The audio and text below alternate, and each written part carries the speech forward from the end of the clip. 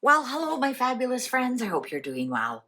Well, we're going to continue with our 2025 predictions for the Royals, and I am now going to do um, Sophie and Edward. I just drew a blank there. I'm going to use the Good Fortune Tarot. A lot of us are sometimes worried about Edward. He looks so frail. He's slender like his father. You know, you think about it, I don't think I ever saw an extra ounce on Prince Philip my whole life. He was always very, very slender. And so is, I get them mixed up all the time. Is it the Duke of Gloucester? He's the Queen's, or is it the Duke of Kent? I think it's the Duke of Gloucester. Anyways, he's very slender as well. Balding. I mean, you can see Edward has definitely that Windsor. Then plus the slenderness of his father. So I think, you know, as you get older, it sometimes is better to have it, 10 pounds on you. It kind of fills your cheeks out a little bit, makes you look a little bit healthier than to be 10 pounds under. It tends to make you look a little, sallow, and your eyes kind of sink in. And anyways, that's just my opinion. I think people look a little bit better with a few extra pounds. I think it, I don't know, just looks healthier to me than to be underweight. All right. Edward and Sophie. What can we expect for Edward and Sophie? What can we expect for Edward and Sophie for 2025? What can we expect for Edward and Sophie for 2025?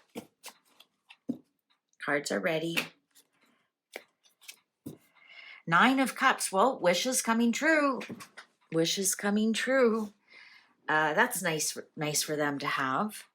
Knight of Swords.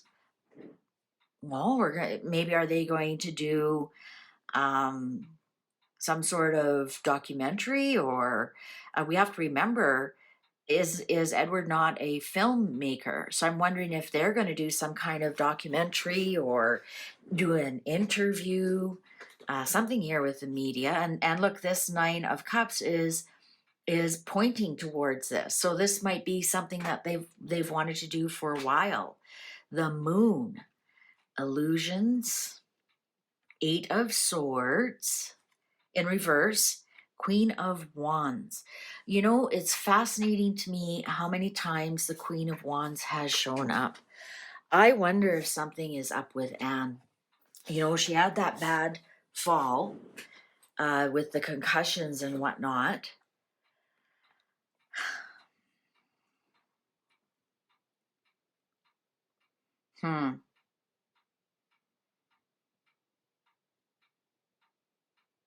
Something about the illusions. Interesting. Look at that. That's the, look at that. Almost reminds me of London Bridge.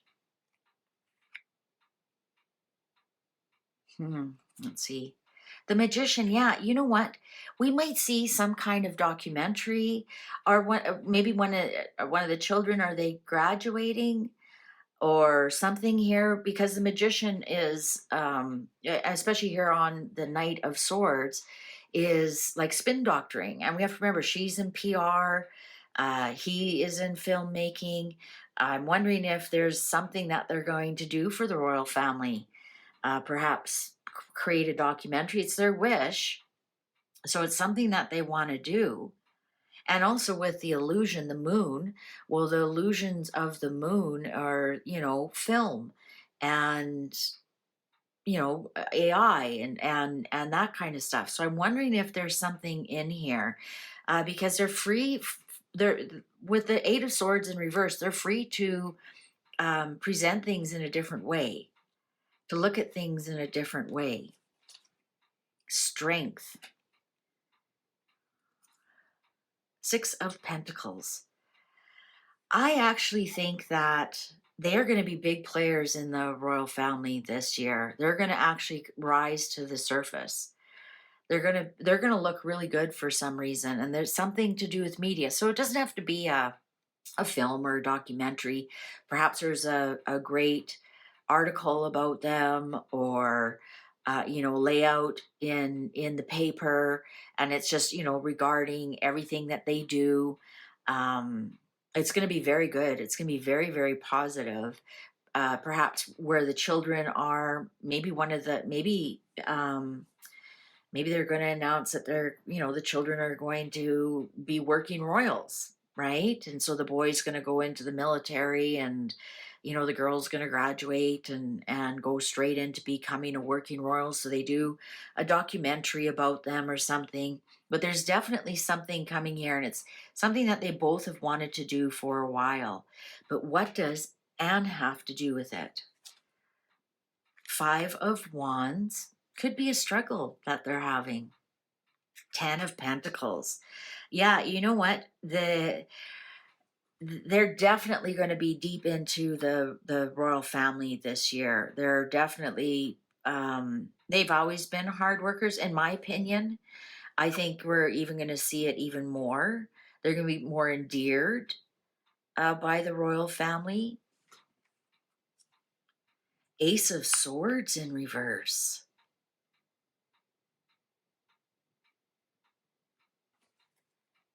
Nine of Wands. Ace of Swords in reverse and the Moon. Ooh, and the struggle. This sword is pointing at the family. Is there some kind of truth about the family they want to get out? Or cut out? Sometimes the Ace of Swords in reverse could be something cut out. We're sure getting a lot of Nine of Wands for the royal family. Like they're just really embattled. Nine of Pentacles in reverse. The Chariot. Seven of Wands upright. Seven of Pentacles. King of Cups in reverse. Can we please stop getting the King of Cups in reverse? Now we have to remember Sophie is a Queen of Swords. She's an Aquarius. Actually, she's going to be turning 60 here right away in a month. And Edward is a King of Cups. So is his brother. So is two brothers. They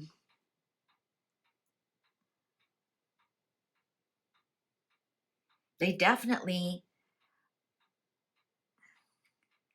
are they going to try something new or start something new with but stay within the bounds of the royal family?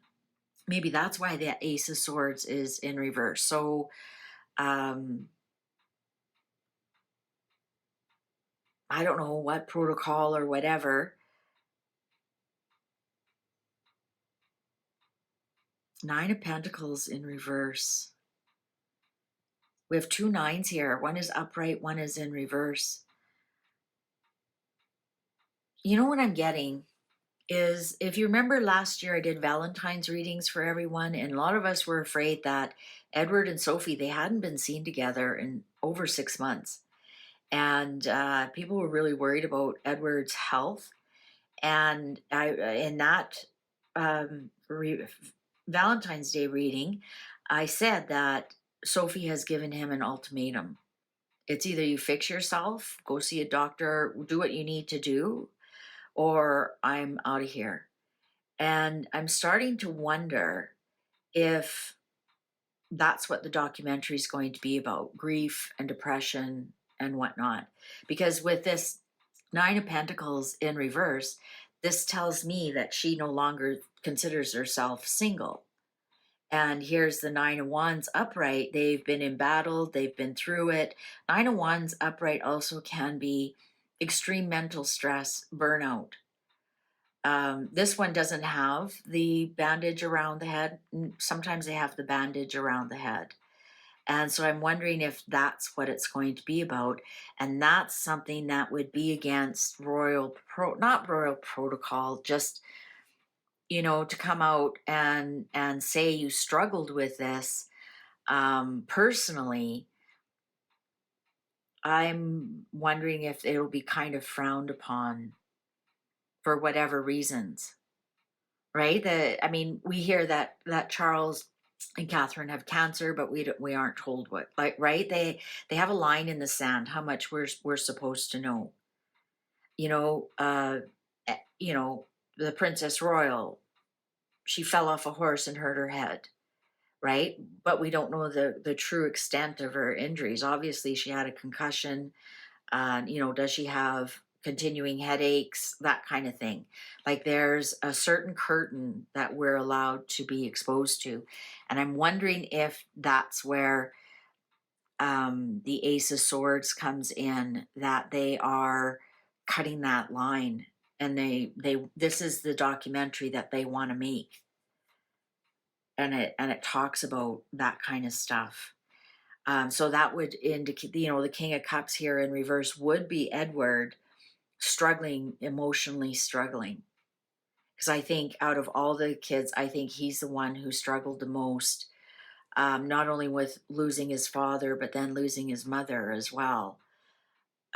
Somehow, for some reason, no matter what family it is, it seems to be the baby of the family takes it the hardest, majority of the time.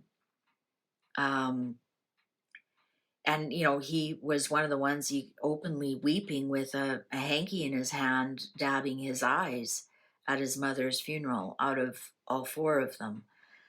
So I'm wondering here with this King of Cups in reverse is emotional struggles. I'm wondering if he still has them, to tell you the truth, if he still has them. Seven of Cups upright, Eight of Cups in reverse, Two of Swords upright, the Lovers. We've got the Lovers here. Five of Cups in reverse. Yeah, you know what? I think they're starting to let go of the past and look forward to the future. I now that does reiterate here that she no longer threatens to leave him or whatnot. That story is over because we do have the Lovers here. I think here though, with the Eight of Cups in reverse and Seven of Cups upright, they're undecided. This is the documentary they'd like to make, but they're undecided yet of, you know, what exactly they're going to say, how deep they're going to go into it. Are they going to, maybe they're asking Anne, can you know, you've had a head injury, would you like to be part of it? Or maybe Anne's the one who's saying you can't do that. That's, you know, mom would be horrified. Um, there's something here though about Anne that's very prevalent in their lives this year. But they're finally going to be able to shake off some demons. I really think so. I think, isn't that interesting? Look how many of the moons we have here. And also the moon is lunacy. It's mental health issues as well. And so the strength to get over the mental health issues. I think that's really what they want to do. I think they want to make some kind of documentary, and in their mind it would be helping people, you know, to know that, you know, I struggle with it as well.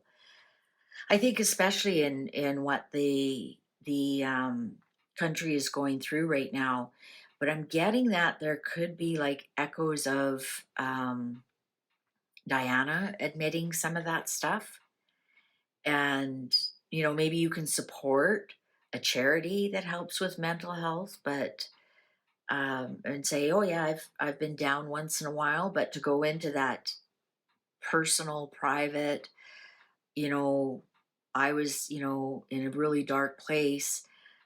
I don't know how that would look upon. I don't know if his sister Anne would be all too thrilled about that. That's if anybody who maintains royalty, it's Anne.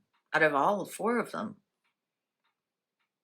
and of course the cousins do as well. The Queen's cousins.